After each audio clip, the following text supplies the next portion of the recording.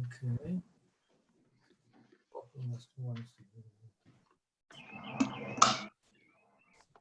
Hello. Oh my God. Erev Tov. From Kaplan. Hey, it's like the old days. I know. How you doing? Thank God. Thank Where God. are you? I'm in my home in Jerusalem. In Jerusalem. Okay. Well, I don't know. Yeah. I mean, could be anywhere. There's the Weinstein family in Efrat and distant Feld in who knows where. This is awesome. Good grief. This is very exciting. Rav Kaplan, this is my husband. Hi, Shalom Aleichem. Hi, Rav Kaplan. I've heard amazing things about you. All right, This is guys. my wife. This is my wife. Everybody should. Hello. Gosh, this is I would say a meeting of the minds. It's more like a meeting of the generations. Okay, let's go, you guys. Let's start. I should get a list. I don't know why I don't have a list on the side of everybody. Oh, there we go. I can see everyone who's here. Oh, there we go. Okay. Yeah, there are the very always very snooah people who turn everything off, and you only know that there's this list on the side that says who's really there. Let's go. Haggadah. First of all, I'd like to learn this shir. B'schus Mordechai Shlomo Pinchas Tuvia ben Gila. He's a young man who had a very serious machala and was went through a lot of chemo and was perfectly all right, and just lately has had a terrible downturn. Mordechai Shlomo Pinchas Tuvia ben Gila should have a refuah shlema. This is not connected to what all the rest of the viruses going around. He has like a serious problem. Okay, Haggadah. Look, the Haggadah is basically I want to look at the Haggadah and talk about the structure of the Haggadah. Not so much, the little pieces about all the beautiful Divrei Torah we could all say. Because annotation is disabled, your participants need to upgrade to the latest version of Zoom to share their screen. We don't care about sharing screen, right? Right. Okay. So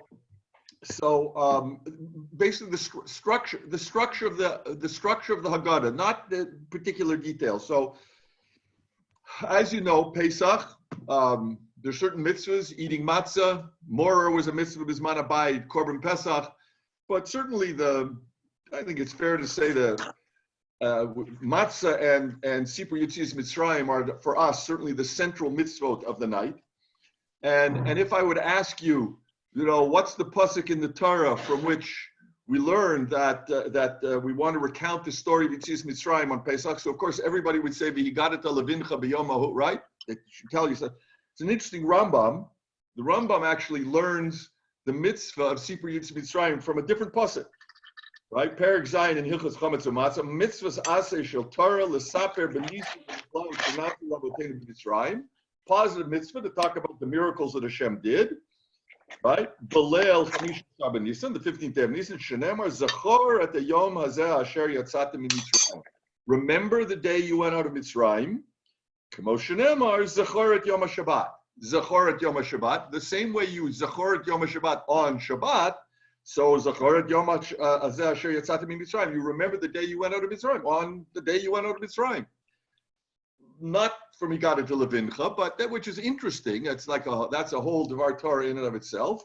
Isn't that like a daily mitzvah to remember? Laman tizkoret yom tzeitzcha me'eretz Mitzrayim kol yemei chayecha. You're right, but a different pasuk. Laman tizkoret yom, but this is a different pasuk, right? Zachoret yom hazeh asher yatzatem. So you're right. There's a mitzvah to remember Yitzias Mitzrayim every day from a different pasuk. Okay. So the mitzvah is fairly well defined by the Mishnah. We know we drink 4 cups of wine, and we say the Haggadah on the 2nd cup of wine, and that's going to be important in terms of fine details of the Haggadah. We say we fulfill the mitzvah of Sipur Yitzias Mitzrayim over the 2nd cup of wine. Which means if you look in your Haggadah, when it says cover the matzah, Like there's certain times, it says, well, when you do this, cover the matzah. When you do this, uncover the matzah. I assume that's in all of your Haggadahs. When it says cover the matzah, that's an indication that you're not now technically fulfilling the mitzvah of Sipur Yetzias Mitzrayim. You're doing something else that's important, but technically this is not part of the mitzvah. Uncover the matzah means now you're back to fulfilling the mitzvah. So, as you know, the Mishnah simply says in the second cup, and the son, 4 questions. Now, what the 4 questions are in the Mishnah, again, you guys all know they're different than the 4 questions in the Haggadah. If you give everybody's phone, Another Gemara Jara, so write these things down. Why are the ones in the Mishnah different than the Haggadah? That's and then the Mishnah says, Ulafi dato shel ben aviv malamdo. The father answers according to the intellect, the understanding of the child. And we're going to see very, very clearly in the Haggadah, this is exactly what the Haggadah does. There are different answers for different children. Finally, the Mishnah says there's a form to telling the story. Matchil b'genut u'masayim b'shvach. The story has a form, it has a structure. You begin with something positive, something negative, genut, and end with something positive, and darish me arameo vedavi. And we darshan a long section. Well, it's actually, in the Chumash, it's not so long. When we finish darshaning it, it's long. Arameo vedavi, that's the part of the Haggadah where, everybody sort of gets hungry and wants to go through quickly. But that's we'll get to that. Okay? And then the next Mishnah, Rabban Gamliel says, Kol shalo amar shlosha dvarim elu, and you have to say Pesach matzah moror. Fine? Say Pesach matzah moror, or you haven't fulfilled your obligation. And we know we end the Haggadah with Hallel. That's sort of the overview. Now, let's actually look in the Haggadah. How does that work out? So I should have told everybody to have a Haggadah handy, but you hopefully you remember this from last year. The Haggadah is very clearly edited and organized. Exactly when the Haggadah is written is a really interesting question. There is no mention of any Amoraim in the Haggadah. The Haggadah mentions a lot of Tanoim, mentions the names of lots of Tanaim, but no Amoraim. Interestingly enough, the Haggadah also never mentions Moshe's name, and that was the subject of a shir in Midrashet Lindenbaum a number of years ago. If anyone listening was there, number one, and number two remembers it, so that was a different shir.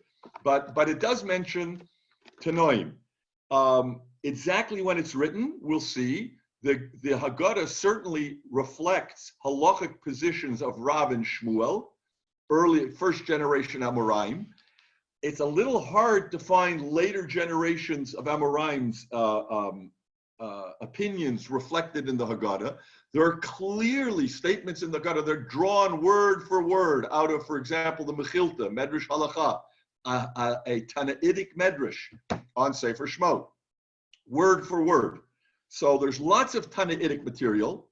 There's a reflection of positions from the Amoraim, but there's no actual quotes from Rabbeim from the time of the Gemara. On the other hand, the Haggadah starts, Holach ma'anya di achla avotana be'eretz Mitzrayim be'aret Mitzrayim. The Haggadah starts, and it's interesting, this is before we pour the second cup.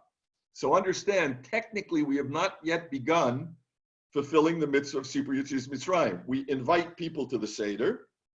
It's in Aramaic, and for just about everybody, all of the Meforshim agree that this was clearly something added later in Bavel. That's why it's in Aramaic. The fact that we invite people to the Seder is certainly something we could not do when there was a Korban Pesach. You couldn't invite people to a Seder when there was a Beis Hamikdash or a Korban Pesach, because you had to have your chabura, your group of people eating the Korban Pesach, decided upon before you slaughtered the Korban.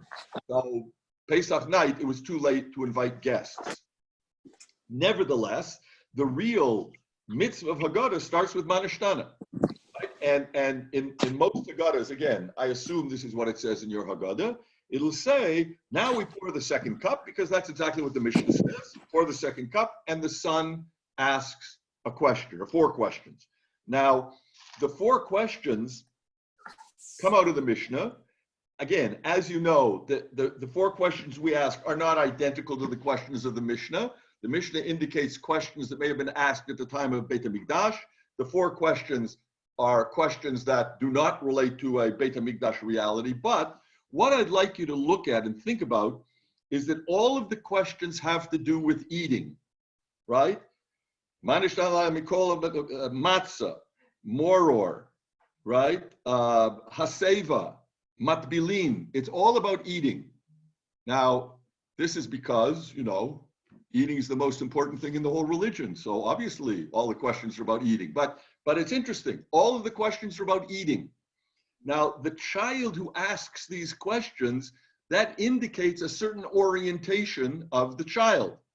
All right? And as opposed to, you can just skip ahead. As opposed to the 4 sons, when they ask questions, it's about what are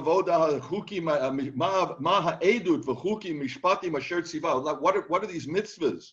The Russia also asks what are the mitzvahs in a disparaging kind of way. The Tom says, mazeh, but they're not asking about food. So I assume that people who are more interested in understanding the real inner nature of the experience they're having are on a more sophisticated level than people who are interested in what are we eating and when. Now, it's true that in Sedarim, very often the question of when do we eat is, a major question. A lot of people ask that. You're like, when are we going to eat?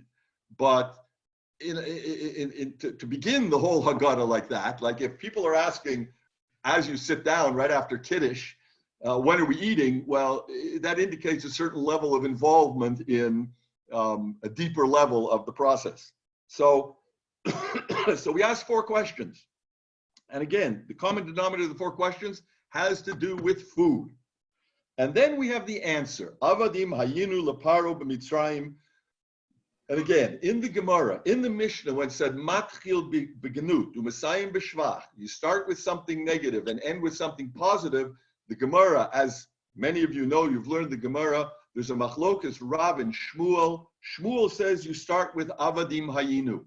Avadim hayinu leparo b'mitzrayim. Rav, we will see, starts with mitchila ovdei avodah zarah hayu avotenu. But Shmuel says you start with avadim hayinu. So that's clearly bad. That's negative. The question is, where's the positive? Where does the positive come from? So we say, Avadim hayinu leparo b'mitzrayim, b'yotzianu Hashem Elokeinu, God took us out, b'yad chazakah, u'v'zroyin Tuvia. Is that shvach?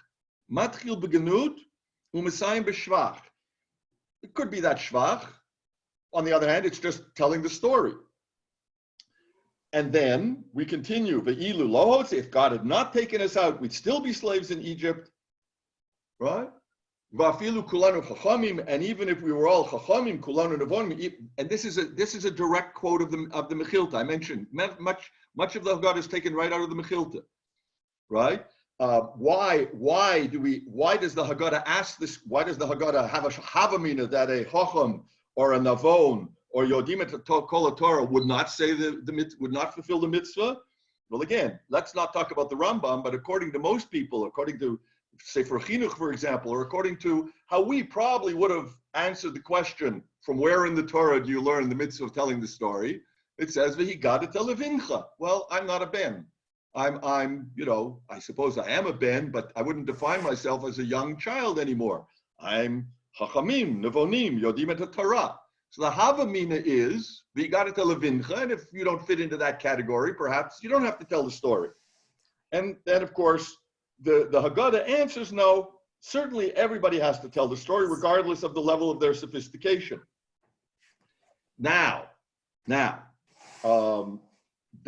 as I say, is a direct quote from the Mechilta.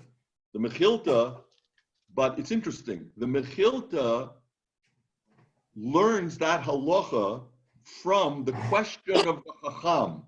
When the Chacham says, Ma ha'edot v'chukim v'mishpatim asher tziva Hashem. What are the edut, chukim, mishpatim that God commanded? The Mechilta says, you see, if that's the question, That's a question that's not only a question for children. That's the kind of question that can be a serious discussion for adults as well. And therefore, based on that question of the Chacham, the Mechilta says that's where we learn afilu kulanu chachamim, kulanu nevonim, etc. Now it's interesting. The Haggadah places that discussion with the Avadim Hayinu, with the simple, if you want, simple explanation.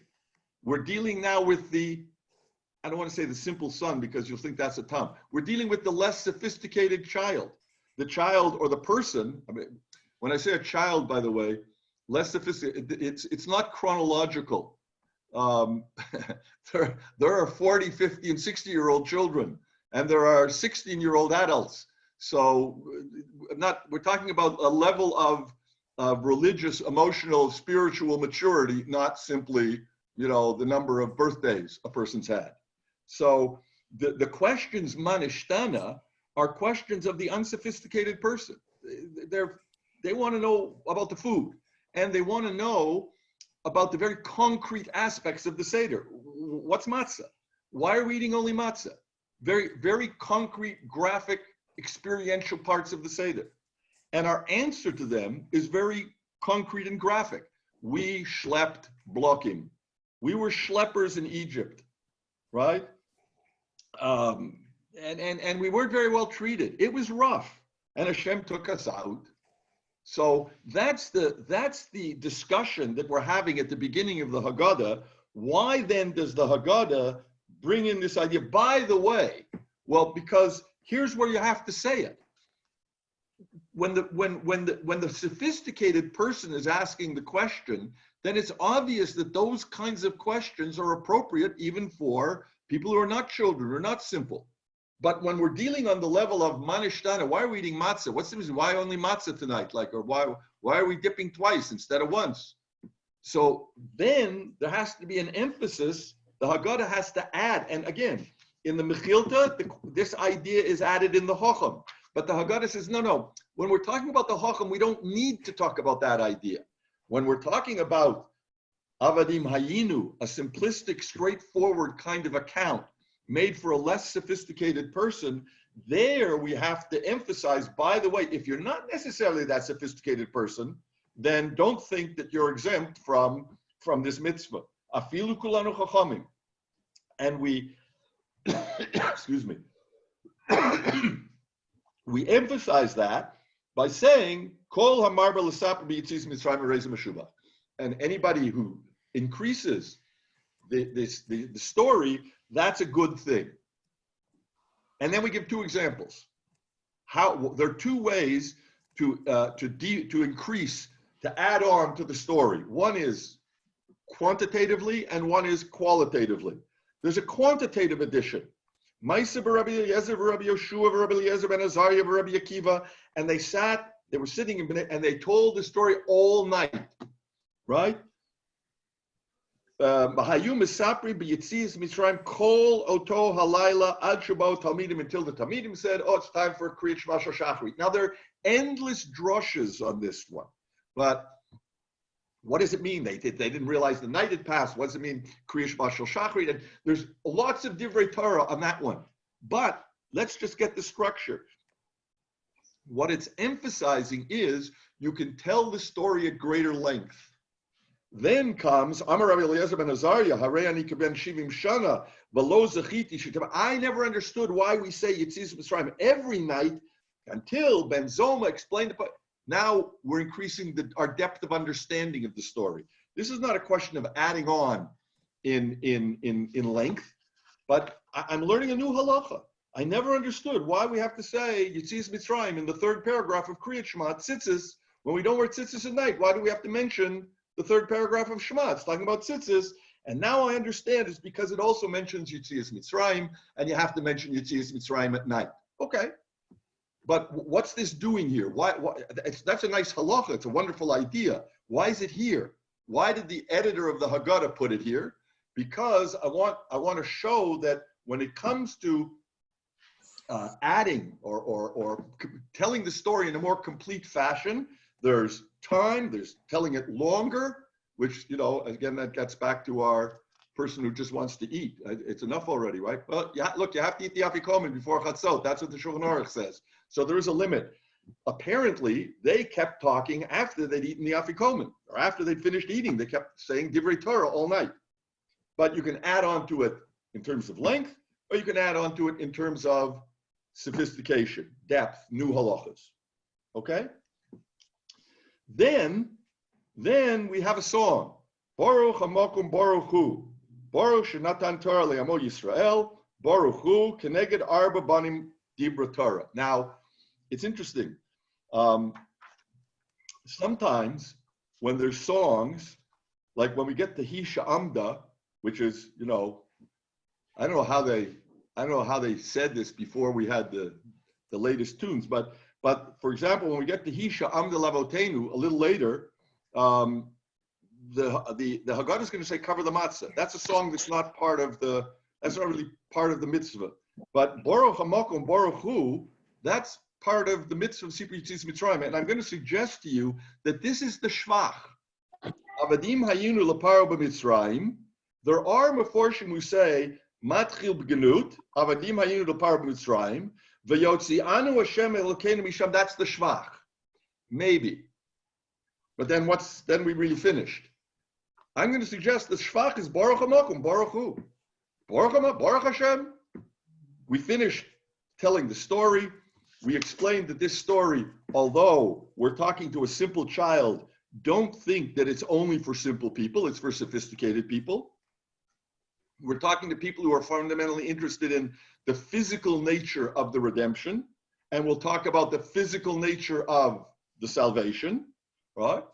And we'll add, of course, that this is also appropriate for more sophisticated people, and you should tell the story at great length and with as much sophistication as you can, and then we're finished.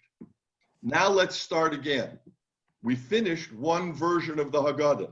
Now you know that Rav says the way you tell the story is mitchila ovdei avodah zara ayu avotenu.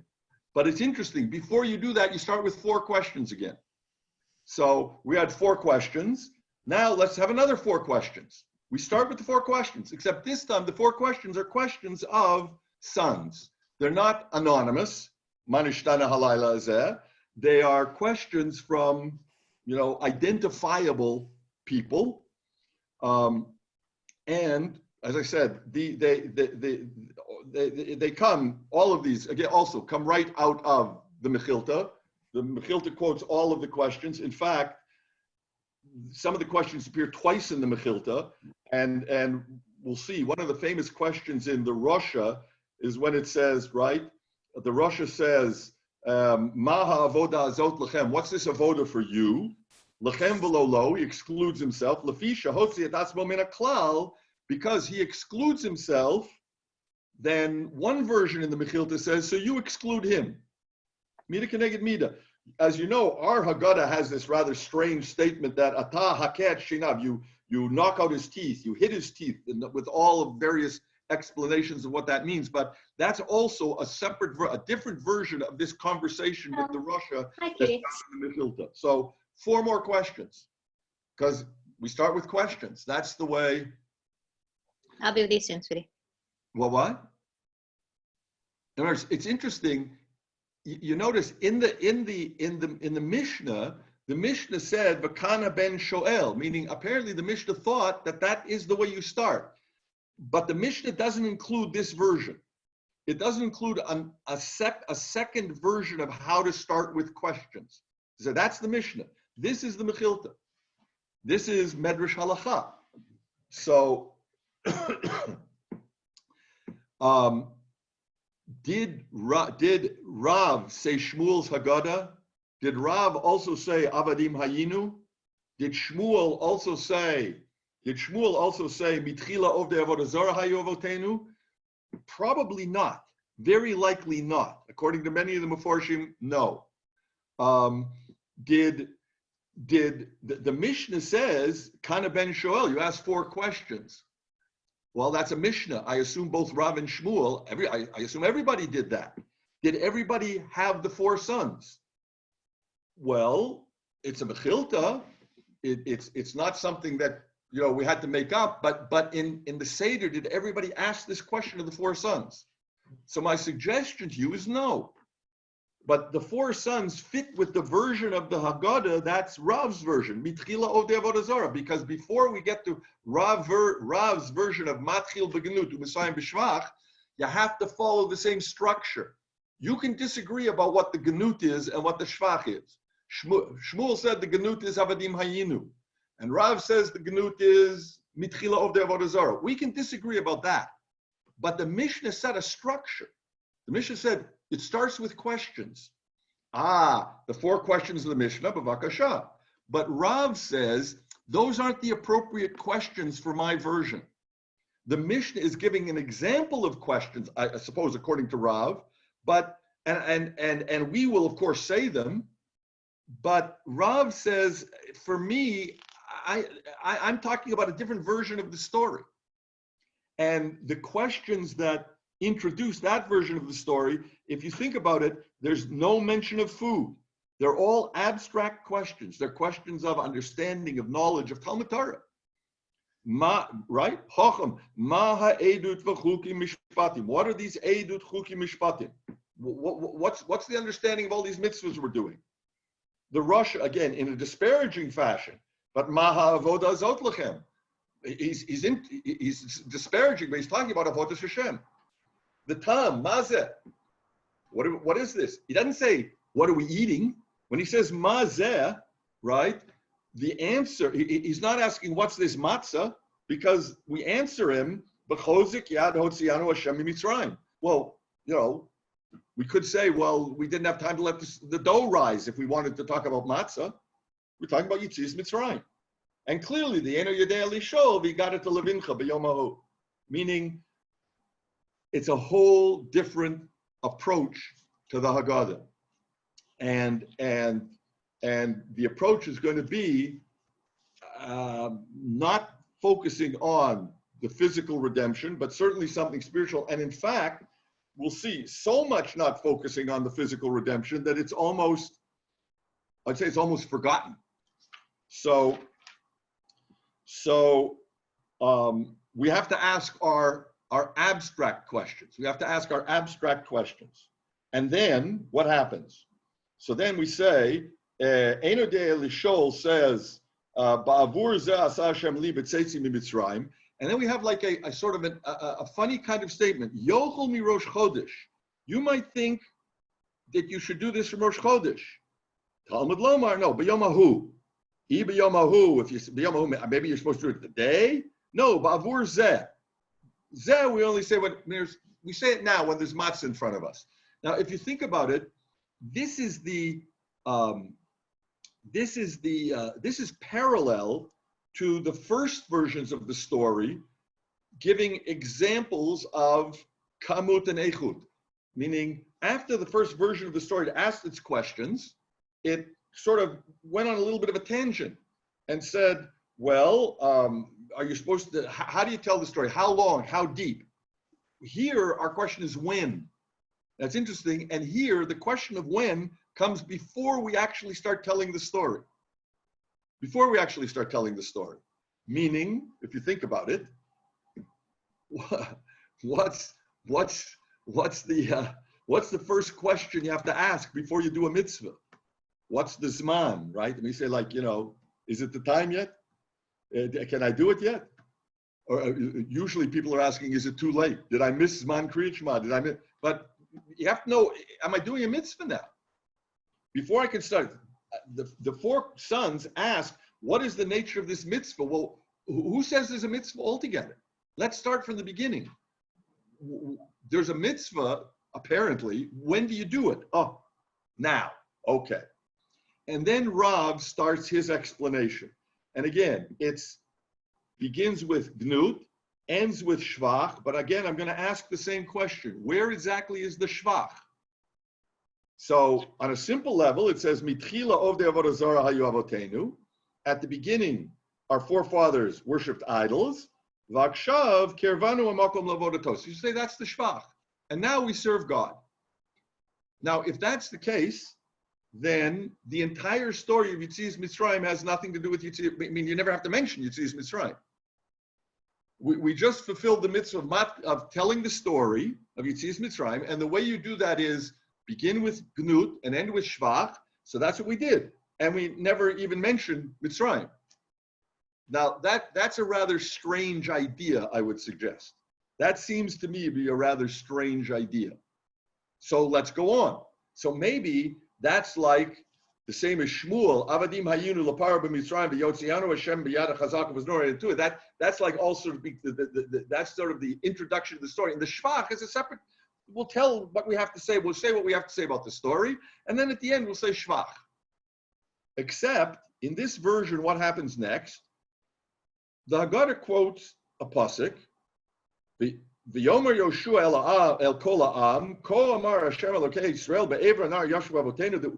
That Yoshua explains that we lived be'ever nar, terach avi Avraham v'avi Nachor, and Avram was a descendant of Terach, and they worshipped idols. Ve'kach et avichem, and then the story continues. Hashem took our forefathers, Avram, Ever, and Arba, Olichoto B'Koler, he brought him to Eretz Canaan. Va'arbed Zaro, he increased his generations, his descendants. V'ten lo et Yitzchak, v'ten Yitzchak et Yaakov, v'et Esav, v'ten lo Esav et Har Seir. This is Sefer Bereshit so far, right? V'Yaakov upanav yardu Mitzrayim, and Yaakov and his sons went to Mitzrayim. And that's the end of the story. Now, at least here, it mentions Mitzrayim. I mean, it says something about Mitzrayim, but we ended the story somewhere at the end of Sefer Bereshit. Now, if I said to you, if I read all of Sefer Bereshit, have I fulfilled the mitzvah of telling the story of Yetzias Mitzrayim? I think most people would say no. That doesn't seem to be the way we relate to the story of Sefer Yetzias Mitzrayim. And yet, apparently, this version of the story, because what comes next? Baruch Sha'amar Havtachatol Yisrael. Blessed is he who fulfilled his promise to Klal Yisrael. Baruch Hu. No, that sounds like Shvach. And that's basically the end. Because soon after that, we're going to start darshaning Aromei Aved Avi. So, Baruch Sha'amar Havtachatol Yisrael. Thank God. Blessed is God that he fulfilled his promise. Shakadosh Baruch Hu Chishev et Hakates, God determined the end of Galut. Lasot Kama Shemar Avram Avinu, to do what he promised Avram Avinu bebrit ben betarim. Shneamar v'yomer Avram Yodei Todaki Geri Azar Chaberes Mitzrayim. Avram, your children will be strangers in Egypt, right? Va'avdum v'yinuotam, they'll be oppressed. Arba me'ot shana. V'gam et hagoy asher yavdu dan anochi. I'll judge them. So, and then you'll come up with Rechush Gadol, meaning at least here, it mentions that we got out of Egypt. Until now, there was no mention in Mitchila of the Avodah Zarah, there was no mention of even going into Egypt. Then, Ve'ekach Avram Yitzchak, the continuation of the story mentions that we went to Egypt. Then apparently the praise, Baruch Sha'amar, which is praise, at that point we mentioned at the very end that we left Egypt. So a very, very strange way of telling the story. Now, let me just ask a question. Is the praise of HaKadosh Baruch Hu the fact that we left, or is it something else? Meaning, you could say, Matchil b'gnut, u'mesayim b'shvach. Gnut is we were there, and shvach is that we left. That seems to be sort of Shmuel's way of looking at it. We were there, and God took us out. Or, right, Baruch HaMakom, Baruch Hu, abstract kind of praise. But if you never mentioned that we were in Egypt until the very end, then apparently the praise is that you took us out of Egypt. That's the praise. Again, it's not really what Mitchila of the Avodah Zarah is about. Mitchila of the Avodah Zarah really isn't about Yetzias Mitzrayim. It's really about a spiritual journey from being Bali Avodah Zarah to being Ovdei Hashem. That's Rav's version, if you want, of the Haggadah. Put it differently, the whole story of Yetzias Mitzrayim is an excuse to talk about becoming an Oved Hashem, about a personal transformation to becoming a person who worships God in a more complete fashion. And the fact that, that process may have started in Mitzrayim, or that's, the sort of the template for this kind of process is barely mentioned. Again, I would suggest to you, it's a very strange idea that requires that you think about the whole concept of Yetzias Mitzrayim in a whole different way, meaning much less about the historical event, much more about the spiritual process. The historical event is, in the Megillah we say, "V'hayamim ha'elu nizkarim v'na'asim." Those days were remembered and na'asim, and done, relived, if you want. And really the question here is, are we remembering an event or are we recreating a reality? For Shmuel, it has more to do with remembering an event, because again, Shmuel is talking to the less sophisticated person. For Rav, it has to do with creating a reality.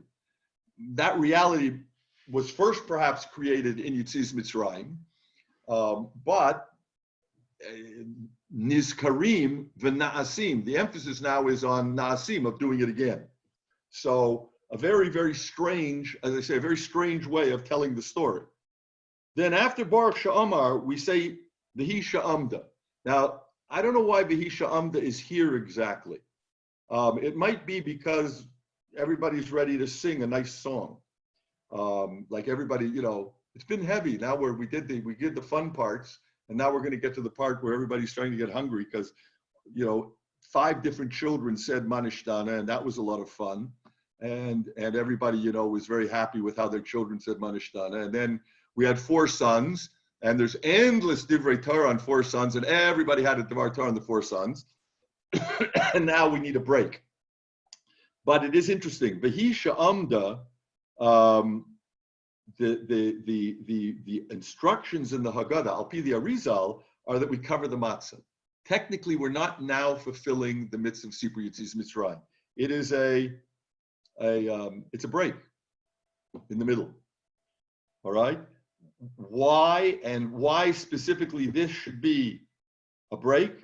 So if you read it, it's basically recounting, right? It's basically recounting what the point of Rav's story was. V'hi sha'amda lavotenu v'lanu shelo echad bilvad amad aleinu l'kalotenu ela b'kol dor v'dor omdim aleinu l'kalotenu, meaning in every generation we relive Yetzias Mitzrayim. V'kadosh Baruch Hu matzilenu miyadam. So Rav's emphasis was not on the historical event. So having finished telling the story that way, we cover the mitzvah and we say, by the way, he's got something there, Rav, because it's true it happened, but it's happening all the time. And Yetzias Mitzrayim is happening all the time. And if it's not, Baruch Hashem for us, it's not for one of the rare times in Jewish history when we say Omdim Aleinu L'Kalotenu, it's not literally somebody trying literally to destroy us, Baruch Hashem, but the message is the same message, that every generation has its challenges to overcome, and HaKadosh Baruch Hu helps us always to overcome that challenge. And I'm talking about spiritual challenges. That's Rav. I'm not talking about Lo Aleinu, physical illness. That's also a terrible challenge, but that's not what Rav's talking about. Rav is talking about the spiritual challenges that a Jews face, or either physical, meaning historically, but now also primarily, and I think this is the primary message of Rav, the spiritual challenges the Jews face in every generation. Having done that, we can get back to the story, right? And then the story is Arami Oved Avi. Say v'lamayid ma bikesh la. What did Lavan Ma bikesh Lavan ha'arami lasot leYaakov? What did Lavan want to do with Yaakov. Shaparo lo gazer ala zacharim. Lavan bikesh lakor et hakol. Lavan wanted to destroy all of Klal Yisrael. Exactly how Lavan wanted to destroy all of Klal Yisrael is an interesting kind of question. That one also a subject for Divrei Torah. And then we darshan, like it says, Arami oved avi v'yerid Mitzrayim v'yagar sham b'metei ma'at v'yisham l'goy gadol vatzum. Arami oved avi, my father was a wandering Aramean, is usually what they translate it. V'yerid Mitzrayim, he went down to Egypt. V'yagar sham b'ma'at, he dwelled there with very few people. V'yisham l'goy gadol. Now, you know, this is, we're going to darshan now, Vidui Bikurim. So, before we start, if I would say to somebody, if you would say to somebody, look, there's a mitzvah in the Torah to tell the story of the going out of Egypt. How do you think we should do that? So I would say, you know, well, the most kind of straightforward thing is open the Chumash. The story of going out of Egypt is in the Chumash. So, you know, you don't have to read Sefer Parshat Shmot. That's probably not, you know, really Yitzias Mitzrayim yet. Ve'era, well, maybe you want to start with the play, but certainly by the middle of Bo, you know, start reading. You want to read all the plagues? Well, start in Ve'era also, but middle of Bo towards the end of Beshalach, Kriyas Yamsuf, that's sort of, I would call that the authorized version. I mean, that's the story, the way it's told in the Torah. That's the way HaKadosh Baruch Hu told us the story. So why don't we just do that? That's an interesting question, but that's not what the Haggadah says to do. That's, by the way, not the Mishnah says to do. The Mishnah says there's another abbreviated version of the story. There's an abbreviated version of the story told in Parshas Ki Tavo, when the Torah tells of a Vidu Bikurim, when somebody brought their first fruits to the Beit HaMikdash, they were enjoined to recount a certain formula, right? And we know the formula. Excuse me. We know the formula, right? Arami oved avi. My father was a wandering Aramean. V'yerid Mitzrayim. He went down to Egypt. Yaakov went to Egypt. V'yagar sham b'matei ma'at. He dwelt there with very few people. V'yehi sham l'goy gadol atzum. Rabbi became a great nation. V'yeru otanu misum. The Mitzrayim mistreated us terribly. V'ya'anunu, they oppressed us. V'yitnu aleinu avodah kasher, they made us work in a very difficult fashion. V'nitzak el Hashem, we cried out to Hashem Elokei Avoteinu, the God of our fathers. V'yishma Hashem et kolenu, God heard our voice. V'yeret anyenu, he saw our anyenu, oppression. V'et amalenu, I need a synonym for oppression, another synonym. V'et lachatzenu, our oppression. Okay? V'yotzianu Hashem in Mitzrayim b'yad chazaka v'zroin, and he took us out of Mitzrayim with the yad chazaka, with a mighty arm, with a mara gadol, and with great fear, oto to moftim, with signs and wonders. Here's an abbreviated version. Well, you know, based on what the Haggadah does with the abbreviated version, which turns out that, you know, there's a lot of drushes. It takes a long time to get through this abbreviated version. We can understand why the Haggadah chose to talk about the abbreviated version and not the whole version as it appears in Shmot, because if we had to darshan all of Shmot, I mean, you can look in the various midrashim, Medrash Rabbah, Shmot Rabbah, and the Mechilta, and you can see there are pages and pages and pages. We would be there for days darshaning those psukim. Okay, well, so maybe it's just a question of, you know, time. So I think it's more than that. It's that Arami Oved Avi, first of all, you'll notice it starts like Rav's story. It starts long before Mitzrayim. It starts with Yaakov and Lavan. So it's true, it doesn't start with Avram and Terach, but the basic approach is similar to the approach of, it would seem, to the approach of Rav, that Arami Oved Avi, we're going to tell the story from the beginning, or from some earlier point than when we're already slaves. And if that's the case, Arami Oved Avi is not only a statement of Yaakov's physical oppression by Lavan, but it's indicative of a spiritual danger that Yaakov faced with Lavan. That Yaakov's experience with Lavan was more than just, you know, a question of arguing about, who gets which sheep. It was not more than just a material kind of argument, or being tricked into working extra years for Rachel as opposed to Leah. There was a spiritual element to it. So I'm suggesting that the fact that the story starts from there, it's saying we want to also talk about the spiritual side of the story.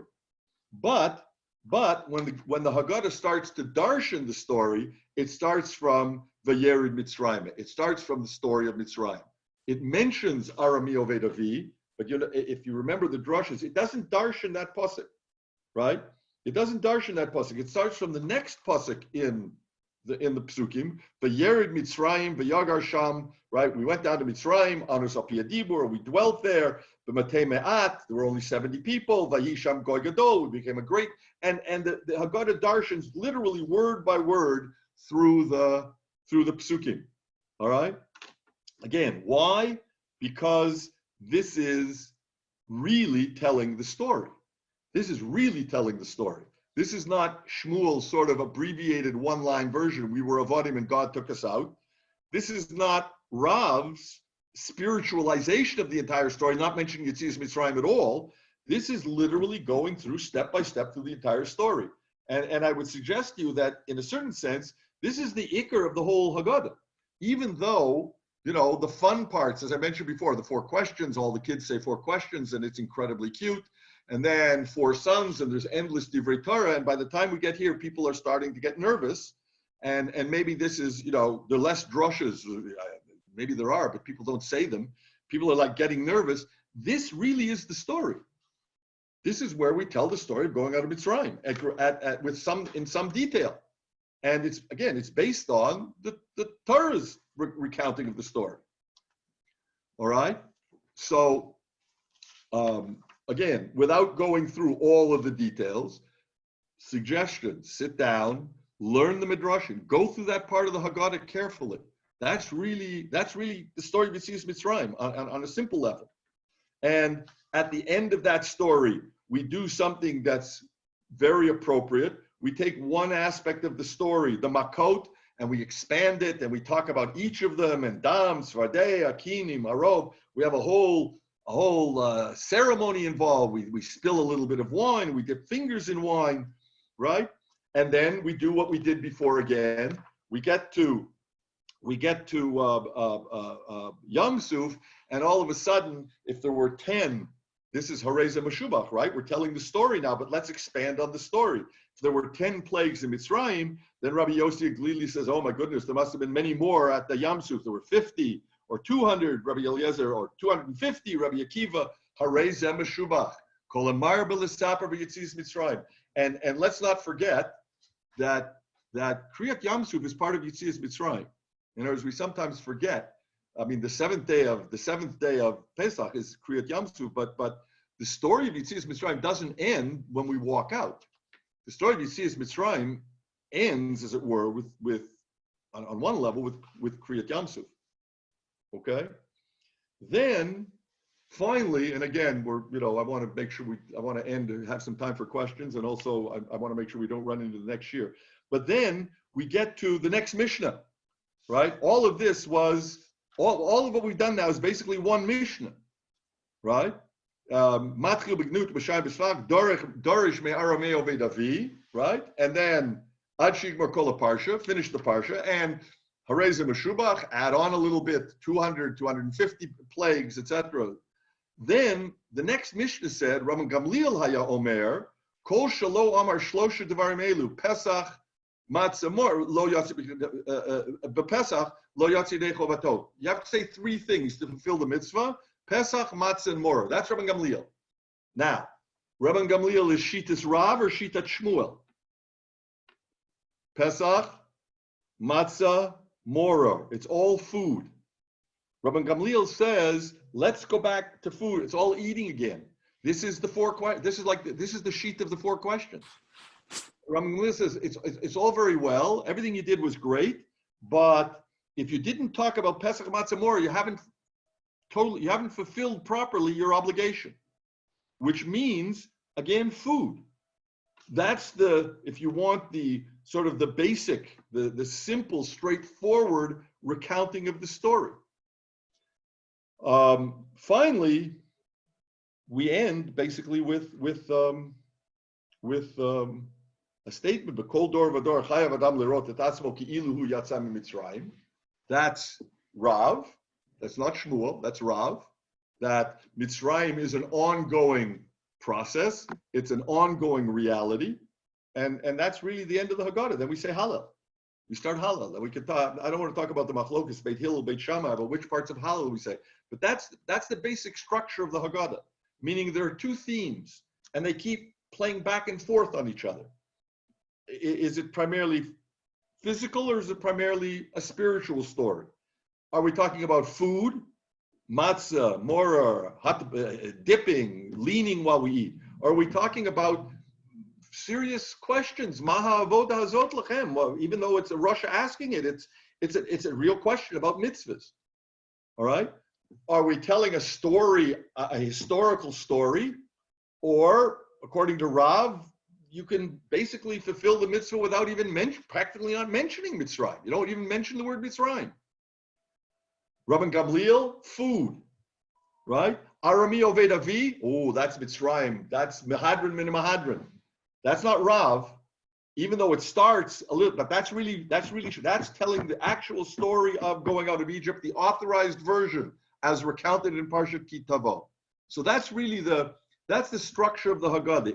It's incredibly well, it's organized and it's planned. Again, I mentioned at the beginning exactly who, I don't want to say wrote it, who edited it. It's clear that much of the Haggadah is from the time of the Beit HaMikdash. That's clear from the Mishnah. And Mechilta, certainly parts of the Mechilta are Bayit Sheni, are from Bayit Sheni. On the other hand, it reflects the positions of Rav and Shmuel, the first generation of Amoraim. Sometime in the middle of the Amoraim, or perhaps a little later, by the middle of it seems that it was pretty much set. There were additions later, there were things that were added, but by and large, the structure of the Haggadah, as we have it, I mentioned again, no mention of any Amoraim. No Amoraim are quoted. So by and large, by the period of the Amoraim, it's fairly clear, but that doesn't mean that Rav and Shmuel were saying the same thing.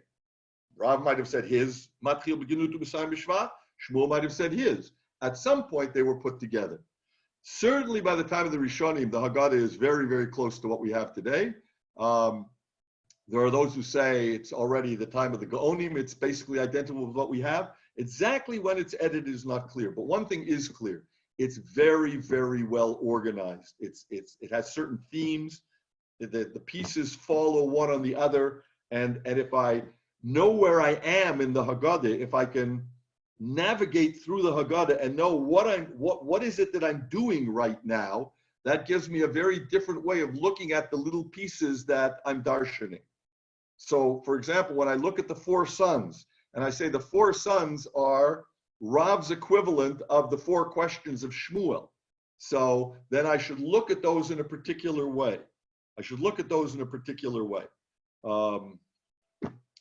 Okay, questions? No questions? Clear? Thank you so much, Rav Kaplan. Okay. No, listen. Hi, Shani. A clear and comprehensive explanation. No questions. Okay, fine. Anyway, I wish you all a Chag Kasher V'Sameach. Thank you. You shall be healthy. Thank Be careful. Take care of yourselves. Be healthy. And if you can remember to say a bracha, say some tehillim for Mordechai Shlomo Pinchas Tuvia ben Gila, a young Israeli now in Cornell Medical Center who needs a refuah shlema. Okay? Thanks, guys. Will you be Mr. saying the Kaplan. Manishkana? Will I be saying, I? Yeah. Yes. Well, actually, my son may end up here. My son's been in Thailand for about the last 10 years, but there's no Sidorim in Thailand. If my son is here, he'll say the Manashtana. If not, I'm also a son. I'm also a son. So I guess I'll end up saying Manashtana if my son is. Maybe we'll both say it. Depends on, what kind of candies are being handed out for Manashtana. If they're good candies, maybe I'll also say it, but I don't know. All right, ladies. B'atzlacha. Chag kasher v'sameach. Enjoy. And Bezrat Hashem, we'll all keep learning. We'll take a little break for Pesach, and then we'll all keep learning in our various, shirim and whatever we're doing. Okay? Thank you so Thank much. you. Okay. Thank you. Thank you. Thank you so Thank much. you. Laura, where's Laura? Laura, are you in? Laura's in England? Thank you. Yeah, I am. Wow. Okay. Good. Anyone from California? No Californians. Okay. All right, guys. See you later. Chag Sameach. Bye. Thank you so much. Thank you, Laila Tov. Kaplan. Laila Tov.